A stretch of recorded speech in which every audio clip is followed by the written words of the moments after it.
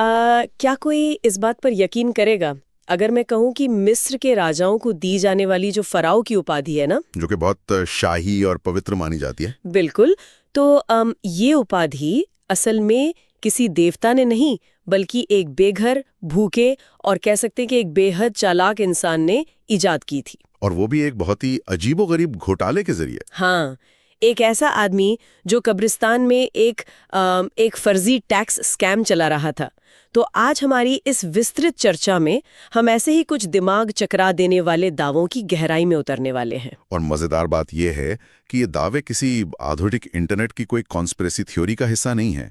मतलब हम आज एक ऐसे प्राचीन और रहस्यमयी दस्तावेज का विश्लेषण कर रहे हैं जिसे बुक ऑफ यशेर या यशेर की पुस्तक कहा जाता है। और अगर ये टेक्स्ट सच है तो मुझे लगता है कि ये हमारे इतिहास को देखने के नजरिए को पूरी तरह से पलट कर रख देता है। एकदम सही कहा। एक ऐसा टेक्स्ट जो उत्पत्ति यानी जेनेसिस की कहानियों के ऐसे अचंभित करने वाले वर्जन सामने लाता है जो शायद ही किसी ने सुने हों। ठीक है, तो चलिए इसे डिकोड करते हैं, क्योंकि देखिए जो चीज़ मुझे सबसे ज़्यादा हैरान करती है वो ये है कि इस किताब का जिक्र यहोशू और सेकंड शमूएल जैसी जो मुख्य धारा की प्राचीन किताबें हैं ना, उनमें एकदम साफ साफ मिलता है। हाँ, वहाँ स्पष्ट रूप से लिखा है कि क्या यह यशेर की पुस्तक में नहीं लिखा है? हाँ, यानी प्राचीन काल के लोग इस किताब को अच्छे से जानते थे, इसका संदर्भ भी देते थे, लेकिन फिर भी ये दस्तावेज सदियों तक इतिहास की मुख्य धारा और कैनन से पूरी तरह से गायब रहा। और यही बात इसे इतना रहस्यमयी बनाती है। बिल्कुल। तो आज का हमारा मिशन यही पड़ताल करना है कि क्या ये पुस्तक सच में बाइबल के स्थापित इतिहास के छूटे हुए पन्नों को भरती है। और यहाँ मैं एक बात स्पष्ट कर दूं ताकि कोई गलतफहमी ना हो, हमारा उद्देश्य किसी भी धर्म का समर्थन करना या उसे खारिज करना नहीं है। हाँ, हम सिर्फ एक ऐतिहासिक दस्तावेज का पूरी तरह से तटस्थ विश्लेषण कर रहे हैं। एकदम। तो इस किताब की पृष्ठभूमि के बारे में थोड़ा बताइए, इसका असल स्रोत क्या है? देखिए, यहाँ सबसे हैरान करने वाली बात यह है कि इस पुस्तक की प्रामाणिकता को लेकर विद्वानों में सदियों से बहुत भारी बहस रही है। मतलब एक खेमा ऐसा है जो इसे 13वीं सदी का एक रबिनिक टेक्स्ट मानता है। रबिनिक टेक्स्ट यानी मध्यकाल में लिखा गया कुछ? हाँ, यानी मध्यकाल के यहूदी विद्वानों द्वारा संकलित किया गया एक तरह का ऐतिहासिक उपन्यास या कह लें कि लोक कथाओं का संग्रह है। लेकिन वहीं एक दूसरा नजरिया भी है। 1840 में इसके हिब्रू से अंग्रेजी अनुवादक और कई अन्य विश्लेषक इसे एक प्रामाणिक और प्राचीन रिकॉर्ड मानते हैं। अच्छा। हाँ, और चाहे जो भी हो, इसमें जो कहानियां हैं ना, वे सिर्फ घटनाएं नहीं बताती, वो उन घटनाओं के पीछे की राजनीति, मानव मनोविज्ञान और सत्ता के खेल को इतनी गहराई से समझाती हैं कि आप इसे बस यूं ही नजरअंदाज नहीं कर सकते। और गहराई भी ऐसी जो हमारी स्थापित टाइमलाइन को ही चुनौती दे डालती है। मतलब मैं आर्कबिशप उशर वाले उस हिस्से को देखकर सच में चौंक गई थी। उशर की क्रोनोलॉजी वाला हिस्सा, हाँ, वो बहुत दिलचस्प है। 17वीं सदी के इस क्रोनोलॉजिस्ट ने इतिहास की एक पूरी टाइमलाइन बनाई थी ना जी, जिसे सदियों तक सच माना गया। बिल्कुल। उशर ने बाइबल में दी गई पीढ़ियों की उम्र को जोड़ जोड़कर धरती की उम्र और ऐतिहासिक घटनाओं का समय तय किया था।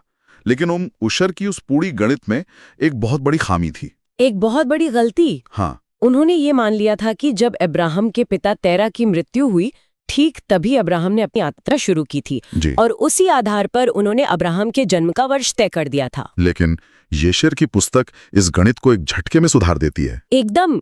इसके अनुसार अब्राहम का जन्म उशर के अनुमान से पूरे 60 साल पहले हुआ था। और वो 60 साल का शिफ्ट कोई मामूली सुधार नहीं है, क्योंकि उस 60 साल के अंतर का सीधा सा मतलब है कि अब्राहम और जल प्रलय वाले जो नूह थे, हाँ, वो दोनों एक ही समय में जीवित थे।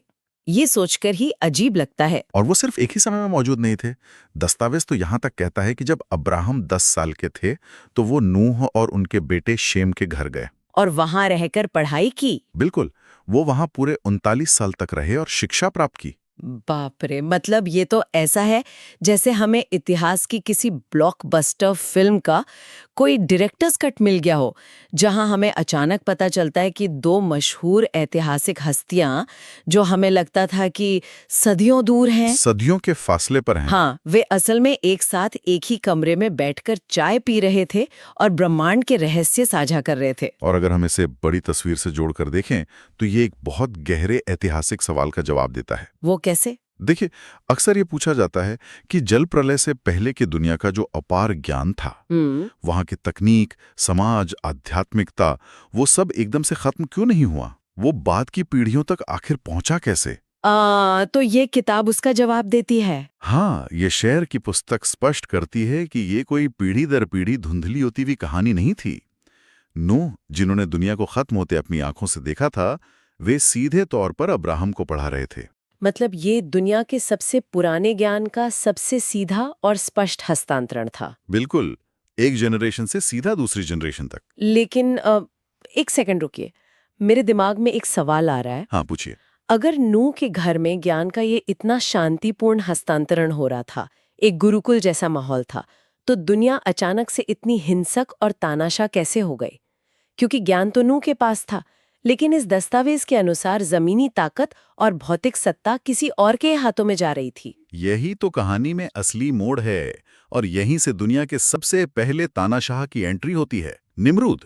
और सबसे अजीब बात यह है कि उसकी शक्ति का स्रोत कोई बड़ी सेना या हथियार नहीं, बल्कि एक जादुई पोशाक थी। हाँ, आदम और हव्वा के चमड़े के कपड़ों की कहानी। हाँ, जरा इसे विस्तार से समझाइए, ये हिस्सा मुझे थोड़ा अजीब लगा था। देखिए, दस्तावेज बताता है कि स्वर्ग के बगीचे से निकलते समय आदम और हव्वा को जो चमड़े के वस्त्र मिले थे, वे पीढ़ियों से होते हुए इनोच, मिथुसेला और फिर नूह तक पहुंचे। मतलब वो एक पारिवारिक विरासत बन गए थे। हाँ, और नूह उन्हें अपने साथ नाव में ले गए जब जल प्रलय आई।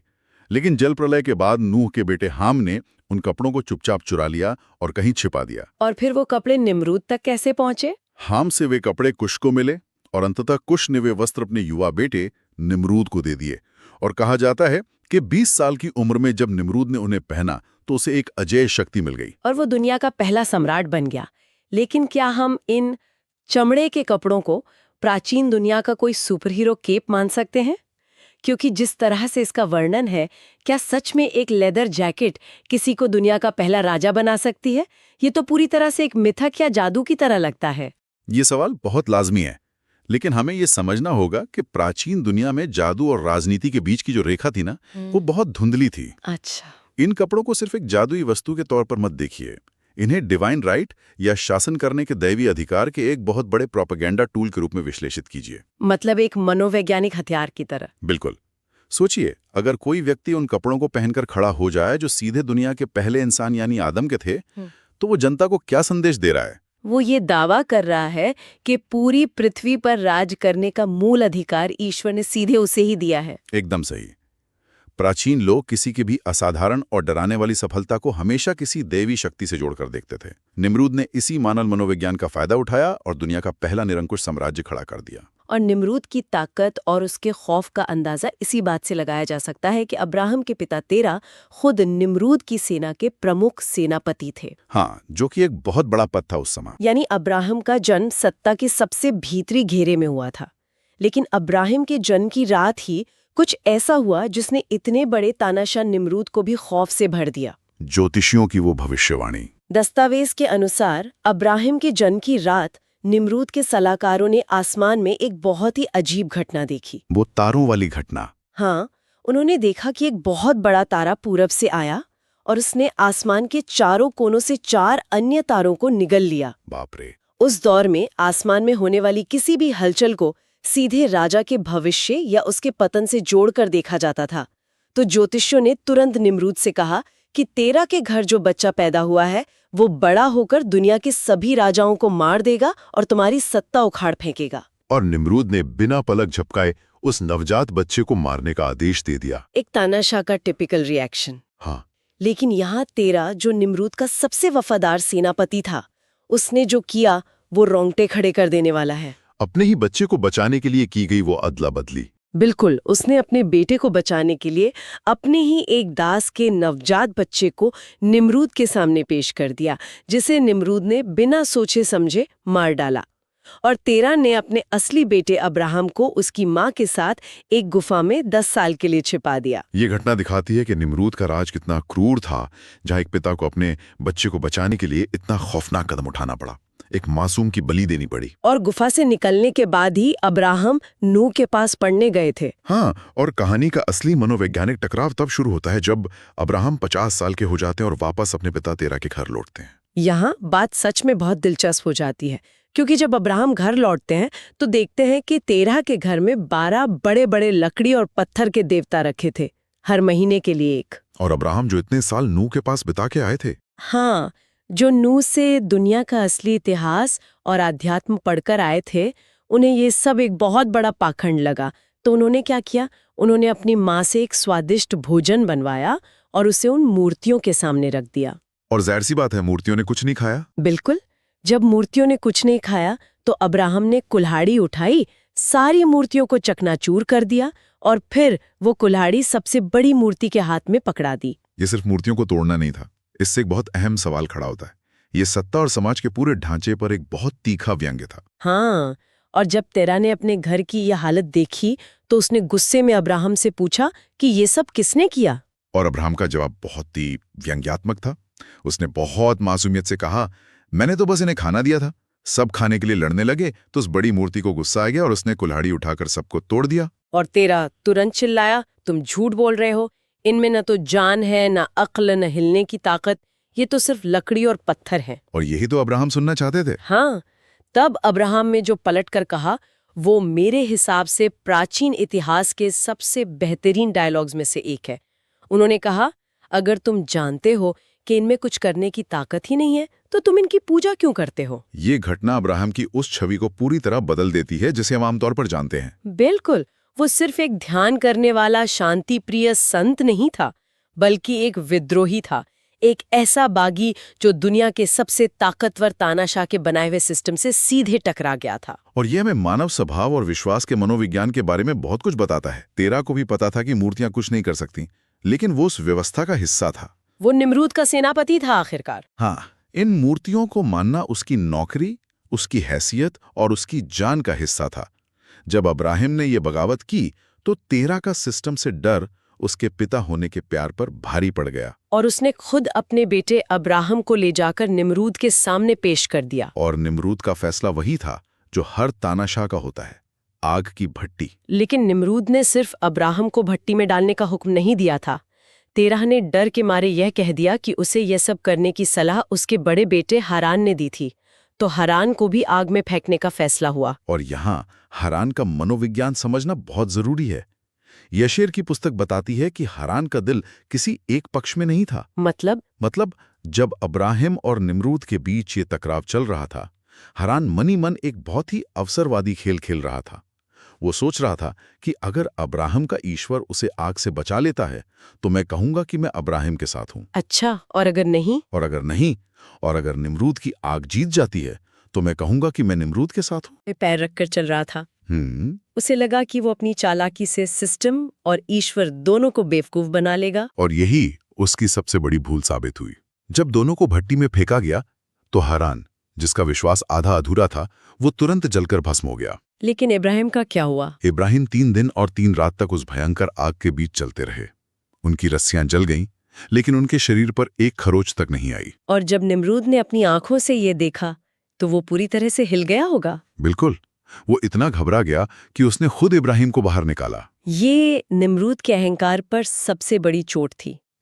जो इंसान खुद को भगवान मानता था, उसके सामने कोई उसी के मौत के खेल से जिंदा वापस आ गया। लेकिन जैसा कि हम जानते हैं, इतिहास में किसी तानाशाह का अंत सिर्फ एक चमत्कार से नहीं होता। हाँ, सत्ता का अंत अक्सर बहुत ही अप्रत्याशित तरीके से होता है। निमरूद का अंत भी ऐसा ही था। निमरूद को किसी विशाल सेना ने नहीं हराया था। उसका अंत किया एसाव ने, जो अब्राहम का पोता और इसहाक का बेटा था। और आपको जानकर हैरानी होगी कि उस समय एसाव की उम्र केवल 16 साल थी। सिर्फ 16 साल?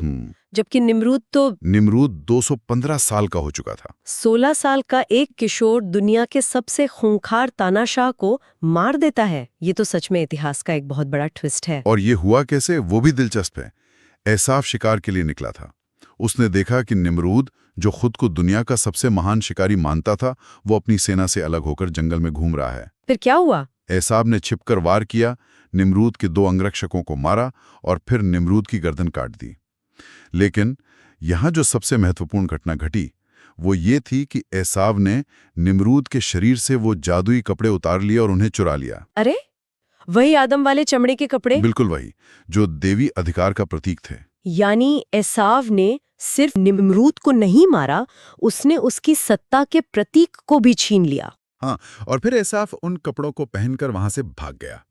दस्तावेज कहता है कि जब वो थक कर चूर होकर अपने भाई याकूब के पास पहुंचा, तब वो इतना डरा हुआ और थका हुआ था कि उसने अपना बर्थ राइट या कह लें पहलौठे का अधिकार याकूब को महज एक कटोरे सूप के लिए बेच दिया था। ये कहानी वाकई दिखाती है कि सत्ता, शक्ति और डर कैसे एक ही पल में एक इंसान से दूसरे इंसान में ट्रांसफर हो जाते हैं। एकदम सही। और निम्रूद के पतन के साथ ही दुनिया में सत्ता का एक बहुत बड़ा शून्य पैदा हो गया, एक पावर वैक्यूम आ गया। और जब शक्ति कमजोर पड़ती है ना, तो चालाकी उसकी जगह ले लेती है। बिल्कुल। और यहीं से इस पूरे दस्तावेज की मेरी सबसे पसंदीदा कहानी शुरू होती है, मिस्र के पहले फराओ की कहानी। और ये कहानी शक्ति के बारे में नहीं, बल्कि विशुद्ध आर्थिक घोटाले के बारे में है। रिकाउन की कहानी? हाँ, तो सुनने वालों के लिए इस कहानी को थोड़ा विस्तार से बताइए। दस्तावेज के अनुसार शिनार देश में रिकाउन नाम का एक व्यक्ति था। वो बहुत बुद्धिमान था, लेकिन किस्मत का मारा और बेहद गरीब था। और वो अपना भाग्य आजमाने मिस्र चला गया। हाँ। लेकिन मिस्र में उसका स्वागत बिल्कुल अच्छा नहीं हुआ। रिकाउन को पता चला कि मिस्र का जो राजा है ओस्विरिस, वो तो साल में सिर्फ एक ही दिन महल से बाहर निकलता है और न्याय करता है, और बाकी के 364 दिन बाकी दिन वो महल के अंदर ही रहता है, दुनिया से एकदम कटा हुआ। अब रिकाउन के पास तो खाने तक को पैसे नहीं थे, वो एक खंडहर हो चुकी बेकरी में सोता था। फिर उसने पैसे कमाने के लिए क्या किया? उसने सोचा कि चलो सब्जियां बेचकर कुछ पैसे कमा लेता हूँ, लेकिन स्थानीय गुंडों ने उसका मजाक उड़ाया और उसका सारा माल लूट लिया। और यहां से रिकाउन ने जो किया वो मानव इतिहास के सबसे चतुर राजनीतिक और आर्थिक दावों में से एक है। एकदम। उसने महसूस किया कि यहाँ कोई कानून व्यवस्था नहीं है, क्योंकि राजा जनता से पूरी तरह कटा हुआ है। ये तो आज के दौर के किसी चतुर कॉन आर्टिस्ट जैसा है।